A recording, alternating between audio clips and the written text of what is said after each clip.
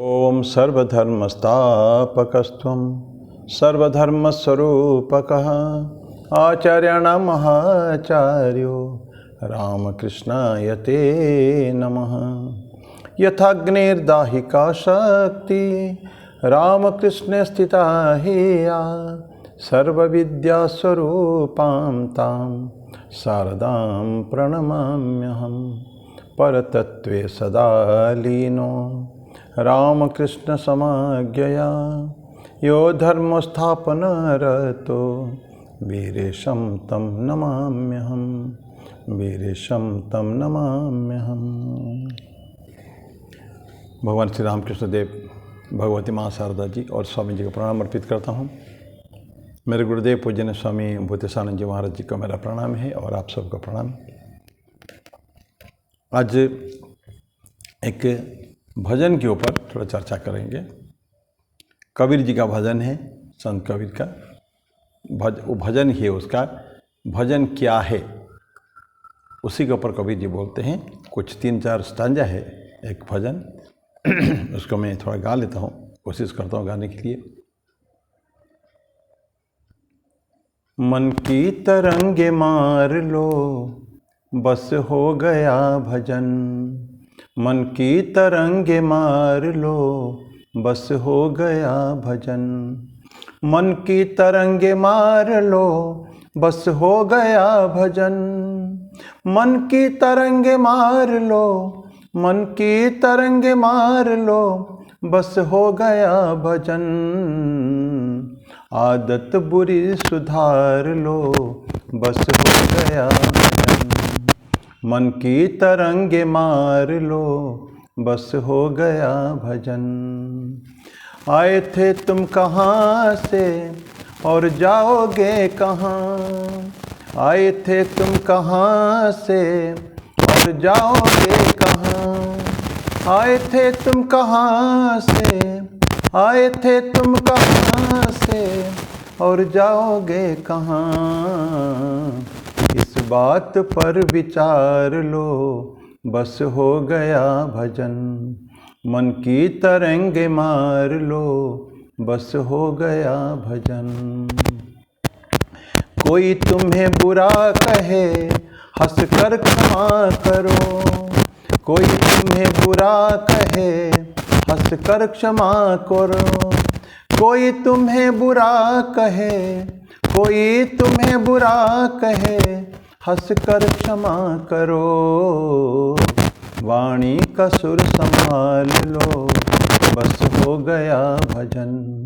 वाणी का सुर संभाल लो बस हो गया भजन। मन की तरंगे मार लो बस हो गया भजन। नेकी सभी के साथ में बन जाए तो करो। नेकी सभी के साथ में बन जाए तो करो। नेकी सभी के साथ में, नेकी सभी के साथ में बन जाए तो करो। मत सर्वदी के नाम लो बस हो गया भजन। मन की तरंगे मार लो बस हो गया भजन। सिद्धांत साथ साफ है सतगुरु कबीर का। सिद्धांत साफ साफ है, सिद्धांत साफ साफ है सतगुरु कबीर का। निज रूप को निहार लो बस हो गया भजन। मन की तरंगे मार लो बस हो गया भजन। मन की तरंगे मार लो बस हो गया भजन। मन की तरंगे मार लो बस हो गया भजन। आदत बुरी सुधार लो बस हो गया भजन। मन की तरंगे मार लो बस हो गया भजन। ये गाना था भजन के ऊपर, चर्चा करें। कबीर जी कहते हैं कि मन की तरंगे मार लो बस हो गया भजन। भजन क्या है? ईश्वर की तो अनुभूति, ईश्वर के बारे में, ईश्वर के साथ हम लोग एक संलाप है, एक वार्तालाप है, हमारे डायलॉग है ईश्वर। भजन के कोई शब्द ऐसे नहीं होते हैं बंधी बंधाई शब्द, लेकिन जो मन में भावनाएं आती है ईश्वर के प्रति, हमें कोई कहना चाहते हैं ईश्वर को, उसी को सब संप्रेषित करना ईश्वर की तरफ, ये भजन है। तो उसके mind should be perfectly pure. जब ईश्वर की चिंता करते हैं तो मन स्वच्छ होना चाहिए, शुद्ध होना चाहिए, बिल्कुल तरंगे, मन की तरंग हटा देना चाहिए। तो पतंजलि में है ना, पतंजलि योग सूत्र में चित्त वृत्ति निरोध, योग चित्त वृत्ति निरोध। योग ऐसा है जो चित्त की वृत्तियों को बंद करता है, ये योग। तो हमारे अंदर प्रत्येक क्षण ऐसे योग चलते रहना चाहिए कि मन की जो वृत्तियाँ, बहुत सारे लहरें उठते हैं, जैसे पानी में एक छोटा सा कंकर मारने पर बहुत सारे लहरें उठते हैं, कंसेंट्रिक सर्कल्स बढ़ते रहते हैं। छोटा सा, कितना छोटा से छोटा कंकर मार दें, स्टिल वाटर अगर शांत जल है उसके अंदर मारते हैं तो उसमें लहरें उठते हैं और थोड़ी देर तक चलते रहते हैं लहरें। लेकिन मन के अंदर तो एक ही कंकर पत्थर नहीं पड़ता है, कंस्टेंटली भावनाएं, चित्त हमारा विक्षिप्त होता रहता है, अनेक तरह की भावनाएं आती हैं। कहते हैं कि एक दिन के अंदर करीब 45 से 46 हज़ार 50 हज़ार के आसपास हम लोग चिंतन मन में आते हैं। तो सोचिए मन को कितनी विक्षिप्त होता होगा, मन कितना परेशान होते होंगे, मन परेशान होता होगा। तो कबीर जी बोलते हैं कि मन की तरंगे मार लो, अगर मार दिया तो बस हो गया भजन, ईश्वर की तरफ मन ऑटोमेटिकली चला जाएगा। जो मन अभी चारों तरफ बिखरा हुआ है वो मन अभी ईश्वर की तरफ डाइवर्ट हो जाएगा। यही तो करते हैं माइंड कंट्रोल में, सारे मन को अब एकत्रित करते हैं, जो हमारा विक्षिप्त है चारों तरफ स्प्रेड आउट है विभिन्न डायरेक्शन में, विभिन्न विषयों में, विभिन्न दिशाओं में, तो उसको हम अपने तरफ खींच के उसको धारणा करेंगे। Object meditation, it is God, it may be something else also. तो भगवान के ऊपर उसको निक्षेप करेंगे, उसके ऊपर धारणा, फिर वो धीरे धीरे ध्यान में परिवर्तित होता है। तो कबीर जी बोलते हैं कि मन की तरंगे मार लो, बस हो गया भजन, और आदत बुरी सुधार लो, बस हो गया भजन। हमारे एक बहुत बड़ी क्या कहते हैं, ये जीवन में तकलीफ है, कष्ट है, जो हम भोगते रहते हैं उसके लिए, वो है बुरी आदतें। बहुत सारे इकट्ठा किया है ना, कौन जाने कितने जन्मों के संस्कार हमारे ऊपर है। इन स्पाइट ऑफ आवरसेल्व्स, हम न चाहते हुए भी कभी गलत काम कर बैठते हैं, लेकिन अब न चाहते हुए, लेकिन कभी ना कभी उस आदत को हम लोगों ने संजो के अपने अंदर रखा होगा, उसका अभ्यास किया होगा। और स्वामी जी बोलते हैं अगर आदत को बुरी आदत को हटाना चाहिए, हटाना हो, तो एक अच्छी आदत से उसको हम काउंटर कर सकते हैं। पतंजलि बोलते हैं योग सूत्र में, वितर्क बाधने प्रतिपक्ष भावनम। जब कोई गलत चिंतन मन में आता है, एक काउंटर पॉजिटिव थॉट हमको लेना पड़ेगा। अपवित्रता की भावना आती है, पवित्रता की, तो माँ के बारे में, ठाकुर के बारे में चिंतन करें, पवित्र चिंतन करें, पवित्र भावों की चिंतन करें, पवित्र व्यक्ति के बारे में चिंतन करें। ये विक्षिप्त मन जो हमारे वितर्क बाधन है, प्रतिपक्ष भावनम। तो मन के सब बोलते हैं कि आदत बुरी सुधार लो, बस हो गया भजन। बुरी आदत को सुधार के धीरे धीरे अच्छी आदतें डालना चाहिए। We have to imbibe good qualities, जितना से ज़्यादा हो सके। और हम जानते हैं हर व्यक्ति, हम केवल बहुत बड़े प्रॉफिट्स या अवतारों को छोड़ दिए, ठाकुर माँ स्वामी जी और ईसा मसीह जैसा, लेकिन सारे व्यक्ति जो है ये mixture of good and bad qualities, अच्छे बुरे का सम्मिश्रण हम सारे हैं। तो हम क्या करना पड़ेगा, हमको हंस जैसा उसको बुरे को छोड़ देने का है और सिर्फ अच्छा को ग्रहण करने का है। इसलिए भगवान कृष्ण गीता में मन का नियंत्रण के बारे में भगवान कृष्ण अर्जुन को बोलते हैं, मन का नियंत्रण इज पॉसिबल बट डिफिकल्ट। कष्टदायक है, तकलीफ है मन का नियंत्रण, लेकिन संभव है। कैसे? दो बातें बोलते हैं, अनंत काल से चली आ रही है, हजारों साल से, और हजारों साल के लिए भी आगे है। अभ्यासेन तो कौन्तेय वैराग्येण च गृह्यते। अभ्यास और वैराग्य, इसके ऊपर, ये दोनों के ऊपर पूरा मन का नियंत्रण आधारित है। अभ्यास, अच्छा अभ्यास करना चाहिए, good thoughts, pure thoughts, Holi thoughts, ये हमको जीवन में लेना है। और वैराग्य क्या है? वैसे वैराग्य डेफिनेशन है, यह अमूत्र फल भोग विराग। इस जन्म में और अगले जन्म में हमको फल के भोग की आकांक्षा नहीं रखनी है। लेकिन वैराग्य का हम एक ऐसे एक लिटरल मीनिंग लें, व्यवहारिक मीनिंग, तो हो जाएगा कि छोड़ देने का है, to give up, shed it, खत्म कर देगा, निकाल देने का, मन से निकाल देने का है। ये है वैराग्य। जो बुरे थॉट्स है, बुरी चिंतन है, उसको निकाल देने का है। तो बोलते हैं कि आदत बुरी सुधार लो, बस हो गया भजन। ये ध्रुवपद था। पहला स्टंजा में कबीर जी कहते हैं, आए थे तुम कहाँ से और जाओगे कहाँ, इस बात पर विचार लो, हो गया भजन। कहाँ से आए हम?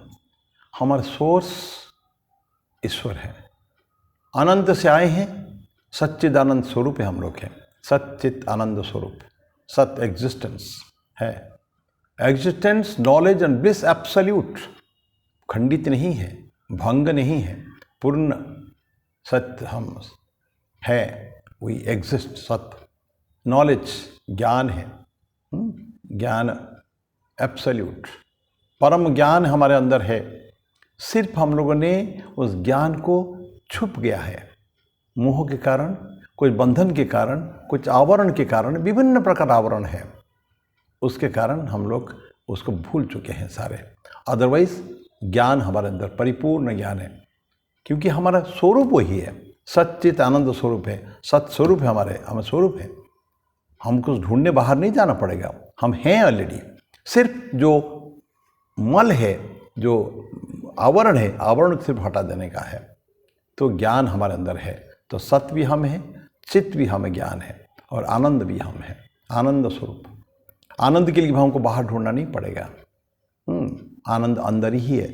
सो खुद अपने अंदर आनंद मनाए। भगवान कृष्ण गीता में 2nd चैप्टर में बोलते हैं ना, प्रजहाति यदा कामन सर्वान् पार्थ मनोगतान् आत्मनि एव आत्मना तुष्टः स्थित प्रज्ञस्तदुच्यते। आत्मनि एव आत्मना तुष्टः, प्रजहाति यदा कामन, सारे कामनाओं को जहाति, खत्म कर दीजिए, मार दीजिए, किल ऑल द डिजायर्स। प्रजहाति यदा, जब कामान, कामों को, कितना काम भयंकर, बहुत ज़्यादा, सर्वान, सारे कामनाओं को, एक दो नहीं, सारे कामनाओं को। कामना कहाँ उठते हैं कि मनोगतान। तो प्रजहाति यदा कामान सर्वान पार्थ मनोगतान आत्मनीय आत्मना तुष्ट, अपने अंदर हम लोग खुश हो, आनंद का उत्स, आनंद का स्रोत अंदर है। We don't have to search it outside. हम गलत जगह में सर्च कर रहे हैं। मृग नाभिक में कस्तूरी है, लेकिन मुगद वन ढूंढ रहा है, खोज रहा है कहाँ से खुशबू आ रही है, वो खुशबू उसके अंदर से आ रही है। तो बोलते हैं कि ये आए थे तुम कहाँ से, ईश्वर से आए थे, हमारा सोर्स वही है। जाओगे कहाँ? वहीं जाएंगे, जहाँ से आए हैं वहीं से जाएंगे। एक जलबिंदु सागर से जाता है, बाष्प जो सूर्य किरण के द्वारा बाष्पीभूत होकर बाष्प जाता है, कहीं भी जाता है, और कहीं भी बरसात करता है, बरसात कहीं होती है, बारिश, और वो फिर कहाँ वापस आती है?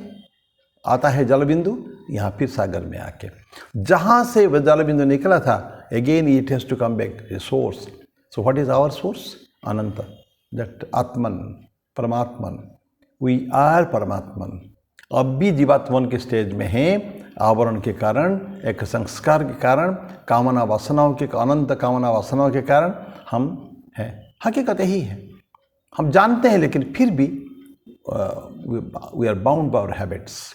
गलत अभ्यास के कारण हम उसको भूल जाते हैं। तो आज कबीर कहते हैं, आए थे तुम कहाँ से और जाओगे कहाँ? तो जाएंगे वहीं हैं।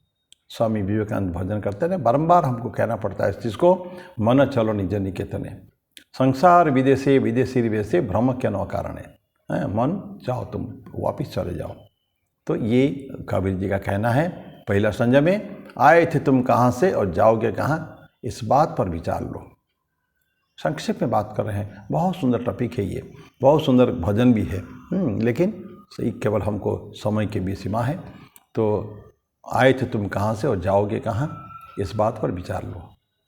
ये बड़ा इंटरनल क्वेश्चन है, who am I, where from I have come, where I have to go, what is the purpose of my life.